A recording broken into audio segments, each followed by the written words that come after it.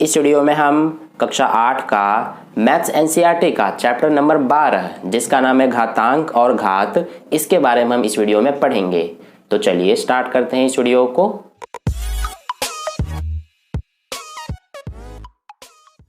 तो देखिए dear students, जैसा कि हमारे पास यहाँ पर लिखा हुआ है a की घात m, ठीक है।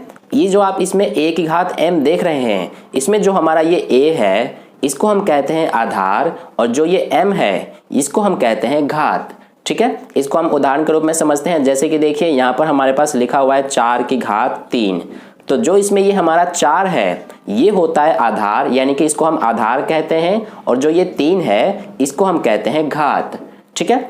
अब जो ये 4 की घात 3 है, इसका मतलब क्या है कि 4 का 3 बार गुणा होगा, ठीक है। तो देखिए यहाँ पर 4 का 3 बार गुणा करेंगे तो 4 चौक 16, 16 चौक 64, ये हो जाएगा, ठीक है। यानी कि 4 की घात 3 का मान कितना होगा, 64।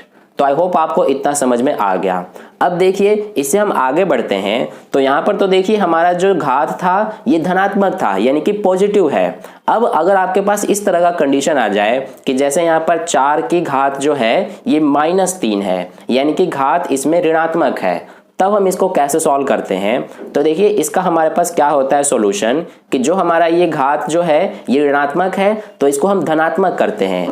तो इसको हम धनात्मक कैसे करते हैं, हम क्या करते हैं कि इस पूरे को 1 के बटे में लिखते हैं, यानी कि इस तरह से 1 बटे में ये 4 की घात 3, ठीक है। इस तरह से हम लिख देंगे 1 के बटे में इसको, तो ये हमारा जो घात है ये धनात्मक हो जाता है, यानी कि पॉजिटिव हो जाता है, ठीक है। तो इस तरह से ये है। अब देखिए इसको हम किस तरह से लिखेंगे, 1 बटे में 4 की घात 3 है, तो ये हमारा क्या होगा, 4 गुना 4 गुना 4, ठीक है। तो इस तरह से ये हमारा कितना आ जाएगा, 1 के बटे में 4 चौक 16, 16 चौक 64, ठीक है। तो इस तरह से ये हो गया। आई होप आपको इतना समझ में आ गया।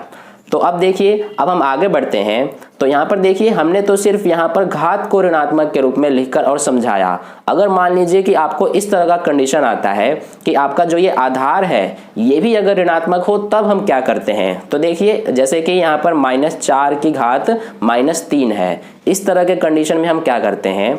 तो इसके लिए हमारे पास कुछ अलग से रूल नहीं है। इसमें भी हम क्या करेंगे कि सिर्फ ये जो हमारा घात है इसी को धनात्मक करेंगे। तो इसके लिए भी हम इसी तरह से करेंगे, 1 के बटे में लिखेंगे ये -4 की घात 3, ठीक है। तो इस तरह से ये हो गया। इसमें भी हमारा जो ये ऋणात्मक घात है ये धनात्मक हो गया।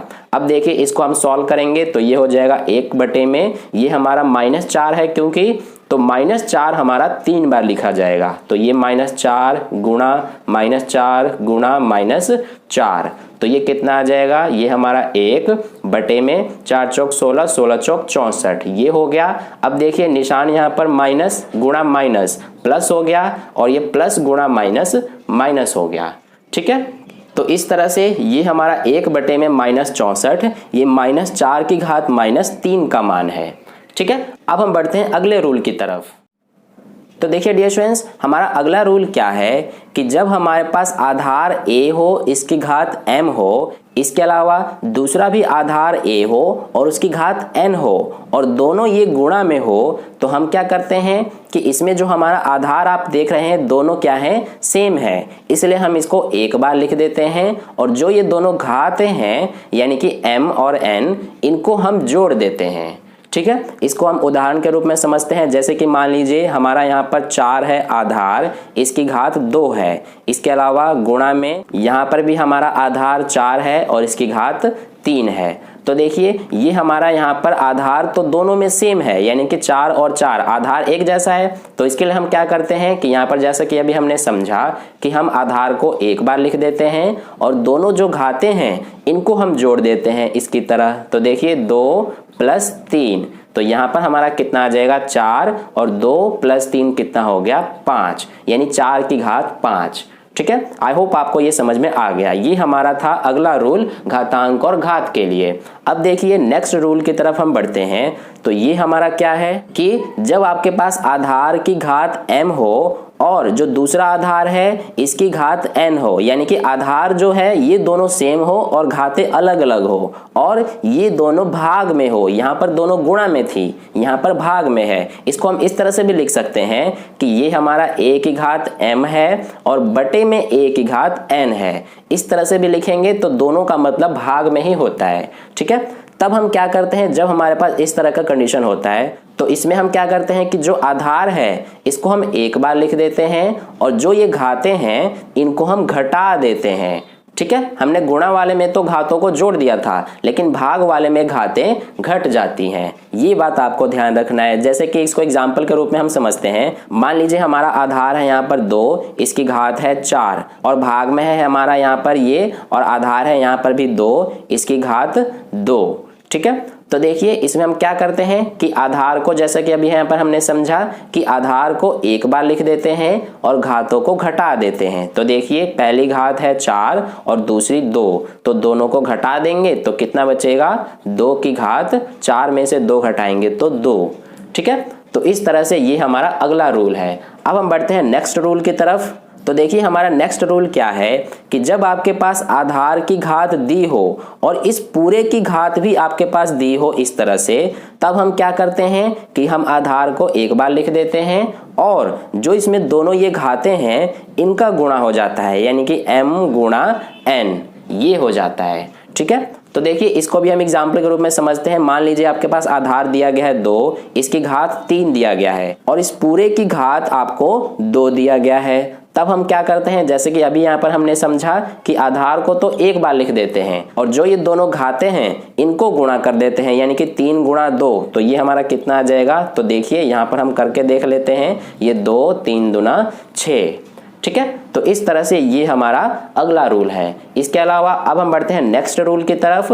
तो देखिए हमारा नेक्स्ट रूल क्या है कि जब आपका आधार a हो, इसकी घात m हो, इसके अलावा दूसरा जो आधार है ये b और इसकी घात m हो और दोनों गुणा में हो, तब हम क्या करते हैं, यहाँ पर ध्यान दीजिए आधार जो इसमें दोनों ये है दोनों ही अलग अलग हैं, लेकिन घातें यहाँ पर एक जैसी हैं, यानी कि सेम है, बराबर हैं, ठीक है। तो देखिए इसमें हम क्या करते हैं कि जो ये दोनों आधार हैं इनका हम गुणा कर देते हैं, यानी कि a गुणा b हो जाएगा और जो ये घातें हैं दोनों एक जैसी, इसको हम एक बार लिख देते हैं, ठीक है। इसको हम एग्जाम्पल के रूप में समझते हैं। जैसे कि मान लीजिए आधार है 2, इसकी घात 3 गुणा 4 की घात 3। तो देखिए हम ये क्या करेंगे कि जो ये आधार है दोनों का गुणा कर देंगे, यानी कि 2 गुणा 4 हो जाएगा और ये घात को एक बार लिख देंगे। तो ये हमारा कितना आ जाएगा, 2 चौक 8, इसकी घात 3, ठीक है। तो ये हो गया हमारा।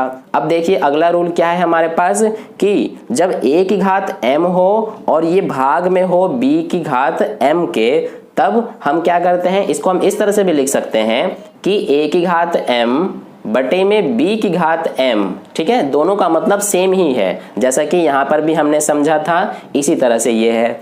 तो देखिए जब a की घात m बटे में b की घात m हो, यानी कि आधार जब एक जैसी ना हो, हमारी जो घातें हैं वो बराबर हो, तब हम क्या करते हैं कि हम यहाँ पर आधार जो है इन दोनों का भाग कर देते हैं और जो इसमें घात है उसको एक बार लिख देते हैं, ठीक है। जैसे कि देखिए मान लीजिए पहला आधार है 8, इसकी घात 2 है, बटे में दूसरा आधार है 4, इसकी घात भी 2 है। दोनों की घात बराबर है यहाँ पर और आधार अलग अलग है। तो हम क्या करते हैं, जैसे कि अभी हमने समझा कि आधार को तो हम इस तरह से बटे में लिख देते हैं और घात को हम एक बार लिख देते हैं, ठीक है।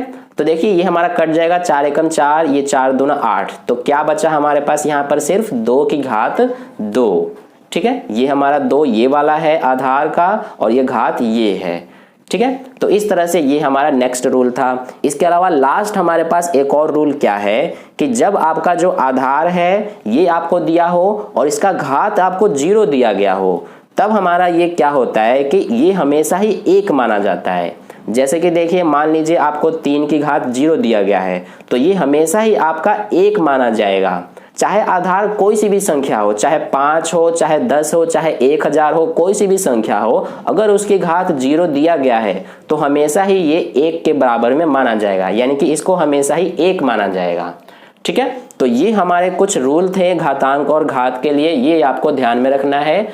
आप चाहे तो इसका स्क्रीनशॉट ले सकते हैं, नहीं तो मैं इसका स्क्रीनशॉट आपको टेलीग्राम ग्रुप में भी सेंड कर दूंगा। अगर आपने टेलीग्राम ग्रुप ज्वाइन नहीं किया है तो लिंक आपको इस वीडियो के डिस्क्रिप्शन में मिल जाएगा, ठीक है, वहां पर क्लिक करके ज्वाइन कर सकते हैं। अब हम बढ़ते हैं नेक्स्ट टॉपिक की तरफ।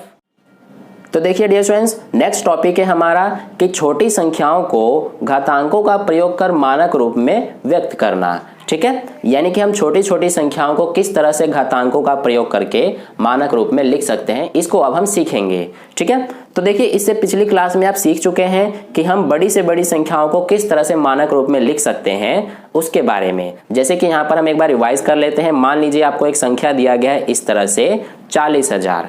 ठीक है, आपको इसे मानक रूप में लिखना है, तो आप इसे किस तरह से लिखेंगे? ये देखिए, ये जो हमारा 40,000 है, इसको हम इस तरह से 4 गुणा इस तरह से 10,000 लिख सकते हैं, क्योंकि अगर आप यहाँ पर 10,000 को 4 से गुणा करेंगे तो वापस से आपको 40,000 ही मिलेगा। ठीक है, तो ये हो गया। अब देखिए ये यहाँ पर हमारा 4 है, गुणा में ये जो 10,000 है इसको हम इस तरह से 10 की घात 4 लिख सकते हैं, क्योंकि 10 की घात 4 का मतलब क्या है कि 10 गुणा 10 गुणा 10 गुणा 10, यानी कि 4 बार 10-10 करके ये हमारा गुणा होगा। जैसा कि अभी हमने पीछे सीखा था कि किसी भी संख्या का जो घात होता है उसका मतलब क्या होता है कि उसी संख्या का उतनी बार गुणा करना जितना उसका घात है। ठीक है, तो देखिए इसको अगर आप गुणा करेंगे 10 दहा 100, 100 दहा 1000 और 1000 दहा 10,000, तो वापस से आपको यही 10,000 मिलेगा। ठीक है, तो इसलिए यहाँ पर हमने इसको इस तरह से लिखा हुआ है। तो ये जो हमने 4 गुणा 10 की घात 4 लिखा है यही हमारा मानक रूप होता है। ठीक है, इसके अलावा एक और एग्जांपल ले लेते हैं। जैसे कि आपको एक संख्या दिया गया है 1450000, इसको आपको मानक रूप में लिखना है, तो आप कैसे लिखेंगे? देखिए इसका एक सिंपल सा तरीका ये है कि हम इस तरह से लिखेंगे 1.45 गुणा 10 की घात 6। ये मैंने इतनी आसानी से कैसे लिखा? देखिए इसका आपको मैं साधारण सा तरीका बताता हूं कि हम हमेशा मानक रूप में लिखने के लिए जो हमें इसमें संख्याएं दी गई है उसमें जो हमारा पहला अंक है इसके जस्ट बाद हम दशमलव लगाते हैं। जैसे कि देखिए इस संख्या में जो हमारा ये पहला अंक है ये क्या है 1, तो जस्ट 1 के बाद ही हमेशा हमारा दशमलव लगेगा, यानी कि एक अंक को छोड़कर हम हमेशा दशमलव लगाते हैं। जैसे यहाँ पर मैंने इस तरह से 1 के बाद लगा दिया। ठीक है, तो ये हमारा हो गया। अब देखिए 1 को छोड़ने के बाद कितने यहाँ पर और अंक बचे हैं, तो यहाँ पर देखिए 1 2 3 4 5 6 बचा है, इसलिए यहाँ पर हमने 10 लिखकर और इसकी घात 6 लिख दिया। ठीक है, ये बहुत आसान सा तरीका है। अगर आप इसे समझ गए तो आपके लिए मानक रूप में लिखना बहुत ही आसान है।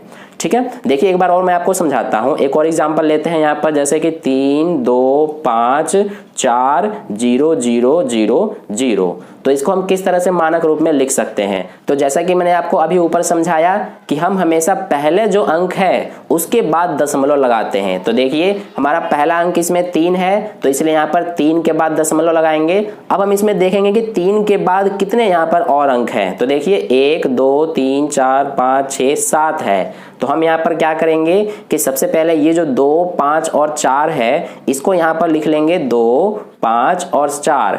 ठीक है, क्योंकि जितने भी जो ये अंक है इनको हम हमेशा लिखेंगे। ठीक है, फिर इसके बाद गुणा में हम क्या करेंगे कि यहाँ पर हमारा 3 के बाद कितने अंक थे 7, तो 10 लिख के और इसकी घात लिख देंगे 7। ठीक है, अब आप ये सोच रहे होंगे कि इसमें हम क्यों नहीं दशमलव लगाए थे, क्योंकि देखिए इसमें हमारा सिर्फ एक ही अंक था, सिर्फ 4, लेकिन यहाँ पर 3 अंक थे, इसमें हमारा 4 अंक है। तो जब एक अंक के अलावा कितने भी अंक दिए गए हों तब हमेशा हमारा दशमलव लगेगा। जैसे कि यहाँ पर देखिए 3 अंक थे, इसलिए हमने पहले अंक के बाद यहाँ पर दशमलव लगाया है। ठीक है, इसी तरह से इसमें भी। तो इस तरह से हम बड़ी बड़ी संख्याओं को या फिर छोटी से छोटी संख्याओं को मानक रूप में इस तरह से लिख सकते हैं। ठीक है, तो ये तो हमने समझ लिया कि बड़ी संख्याओं को किस तरह से मानक रूप में लिखेंगे। अब हम समझते हैं कि छोटी से छोटी संख्याओं को किस तरह से मानक रूप में लिखा जाए। तो इसके लिए देखिए जैसे कि आपको एक संख्या दिया गया है यहाँ पर 0.0004, इसको आपको मानक रूप में लिखना है, तो कैसे लिखेंगे? देखिए यहाँ पर ध्यान से समझिए। सबसे पहले हम क्या करेंगे कि यहाँ पर देखिए ये जो हमारा 4 है ये हमारा पहला अंक है, तो 4 तो हमारा ऊपर लिखा जाएगा, बटे में क्या लिखा जाएगा? देखिए दशमलव के बाद कितने अंक हैं 1 2 3 4, तो 1 लिख के और 4 जीरो लगा देंगे, तो ये हमारा 4 बटे में 10,000 हो गया। ठीक है, ये आपको हमेशा ध्यान रखना है। देखिए यहाँ पर जो हमने ये 10,000 से भाग दिया है 4 में, तो इससे यहाँ पर हमारा दशमलव हट जाता है। ठीक है, और दशमलव हट गया, मान लीजिए ये दशमलव हट गया, तो यहाँ पर 4 के पहले सिर्फ 0 0 है, तो इसका कुछ मतलब नहीं है, क्योंकि 4 के पहले सिर्फ 0 0 है, तो इसलिए हमारा यहाँ पर सिर्फ 4 ही माना जाएगा। इसलिए 4 बटे में 10,000 ये हमने लिख दिया। ठीक है, अब देखिए इसको हम आगे इस तरह से भी लिख सकते हैं, 4 बटे में जो हमारा ये 10,000 है, इसको हम घात के रूप में इस तरह से लिख सकते हैं 10 की घात 4, क्योंकि इसमें 4 बार 0 है, तो इस तरह से ये हो गया। अब देखिए यहाँ पर ये 4 हो जाएगा, ये जो 10 की घात 4 है ये भाग में है, तो जब हम इसको ऊपर यानी कि गुणा में ले जाएंगे तो ये हमारा क्या हो जाएगा, 10 की घात जो ये 4 यहाँ पर धनात्मक है यानी कि प्लस में है, जब ये ऊपर जाएगा गुणा में तो ये माइनस में 4 हो जाएगा, यानी कि ये हमारा हो गया 4 गुणा 10 की घात -4, इसका मानक रूप। ठीक है, ये हमारी बहुत छोटी संख्या थी, इसका हमारा मानक रूप इस तरह से होगा। अब हम एक और एग्जांपल लेकर समझते हैं, जैसे कि देखिए हमें एक यहाँ पर संख्या दिया गया है 0.0000000 और 32, ये हमें यहाँ पर दिया गया है। ठीक है, तो देखिए यहाँ पर हम क्या करेंगे, सबसे पहले यहाँ पर जो हमें अंक दिया गया है ये आपको इस तरह से लिख लेना है और बटे में देखेंगे कि दशमलव के बाद कितने अंक हैं। तो देखिए 1 2 3 4 5 6 7 8 अंक हैं, तो यहाँ पर हम क्या लिखेंगे कि 1 लिख करके और 8 बार 0 लिख देंगे, तो ये हमारा यहाँ पर 8 बार 0 हो गया।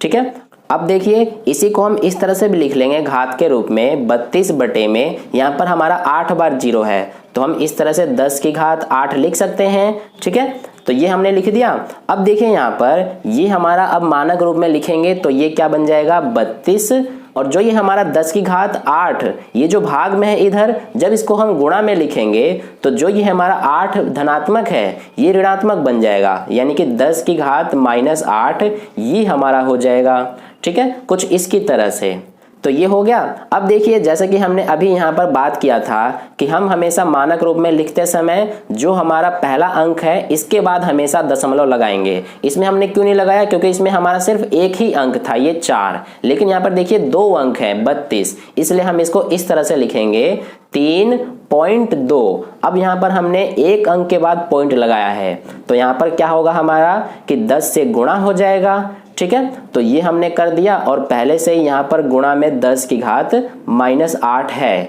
यहाँ पर हमने 10 से क्यों गुणा किया है, क्योंकि यहाँ पर देखिए हमने एक अंक के बाद यहाँ पर दशमलव लगाया है। ठीक है, इसलिए अगर 2 अंक के बाद लगाते तो यहाँ पर 100 से गुणा होता, 3 अंक के बाद लगाते तो 1000 से। ठीक है, तो देखिए यहाँ पर अब 10 की घात कुछ भी नहीं है तो 1 माना जाएगा, जैसे कि आपको पहले से ही पता है। इसके अलावा ये 10 की घात -8 है, तो देखिए इन दोनों में यहाँ से लेकर यहाँ तक इस पे ध्यान दीजिए, यहाँ पर दोनों के आधार बराबर है, 10 इसके भी आधार है और इसके भी। तो जब आधार बराबर है तो हम क्या करते हैं, दोनों का यहाँ पर हम आधार को एक बार लिख देते हैं और जो ये घातें हैं इनको हम जोड़ देते हैं। तो इसकी घात 1 है, इसमें हम जोड़ देंगे क्या, इसकी घात को, यानी कि -8 को। तो क्या बन जाएगा ये हमारा 10, ये 1, ये प्लस माइनस माइनस और ये 8, तो ये हमारा हो जाएगा 10 की घात 1 में से 8 घटाएंगे तो ये आ जाएगा 7। माइनस का आएगा क्योंकि बड़ी संख्या के साथ माइनस लगा है। ठीक है, तो ये हमारा क्या आ गया यहाँ पर मानक रूप में 3.2 गुणा ये आ जाएगा हमारा 10 की घात -7। ठीक है, तो ये हमारा मानक रूप है किसका, इस छोटी संख्या का। ठीक है, तो इस तरह से हमने सीखा कि छोटी से छोटी संख्याओं को किस तरह से हम मानक रूप में लिख सकते हैं। अब हम बढ़ते हैं नेक्स्ट टॉपिक की तरफ। तो देखिए डियर स्टूडेंट्स, अगला टॉपिक है हमारा कि बहुत बड़ी संख्याओं और बहुत छोटी संख्याओं की तुलना करना। तो देखिए इसको हम किस तरह से करते हैं, जैसे कि मान लीजिए आपको एक संख्या दिया गया है यहाँ पर 300 और दूसरी संख्या दी गई है आपको 30। ठीक है, इसमें एक छोटी संख्या हमारी है और एक ये बड़ी संख्या है, दोनों की हम तुलना करते हैं यहाँ पर। तो तुलना करने के लिए हम क्या करेंगे कि जो हमारी बड़ी संख्या है यानी कि 300 है, इसमें हम भाग दे देंगे छोटी संख्या से यानी कि 30 से। तो देखिए यहाँ पर हमारा 1 0 से 1 0 कट जाएगा, ये 3 एकम 3, ये 3 दहा हो जाएगा। ठीक है, तो कितना आ गया हमारा ये 10। तो हम इस तरह से क्या कह सकते हैं कि जो हमारा ये बड़ी संख्या है 300, ये इस छोटी संख्या यानी कि 30 की 10 गुनी ज्यादा है। ठीक है, देखिए यहाँ पर आप इस तरह से भी चेक कर सकते हैं कि अगर आप 10 को इस 30 से गुणा करेंगे तो आपको वापस से 300 ही प्राप्त होगा। ठीक है, तो कुछ इस तरह से हम छोटी और बड़ी संख्याओं का आपस में तुलना करते हैं। अब इसी तरह से हम एक और एग्जांपल लेते हैं कुछ मानक संख्याओं की, जैसे कि एक हमें यहाँ पर बड़ी मानक संख्या दी गई है 1.4 गुणा 10 की घात 6 और दूसरी दी गई है 2 गुणा 10 की घात -3। इन दोनों की हम किस तरह से आपस में तुलना करेंगे, तो देखिए जैसा कि हमने ऊपर ही समझा कि हम क्या करते हैं कि जो बड़ी वाली हमारी संख्या होती है उसमें हम भाग दे देते हैं छोटी संख्या से। तो बड़ी हमारी ये मानक संख्या है क्या, 1.4 गुणा 10 की घात 6, इसमें हम भाग दे देंगे किससे, इस छोटी मानक संख्या से, यानी कि 2 गुणा 10 की घात 3 से। तो यहाँ पर अब समझिए कि देखिए यहाँ पर हमारा क्या है कि ये भी 10 की घात 6 है और ये नीचे भी 10 की घात 3 है, यानी कि दोनों ये भाग में है, ये आपको पता है। इसके अलावा देखिए दोनों के जो ये आधार हैं, इसके भी आधार 10 है और इसका भी आधार 10 है।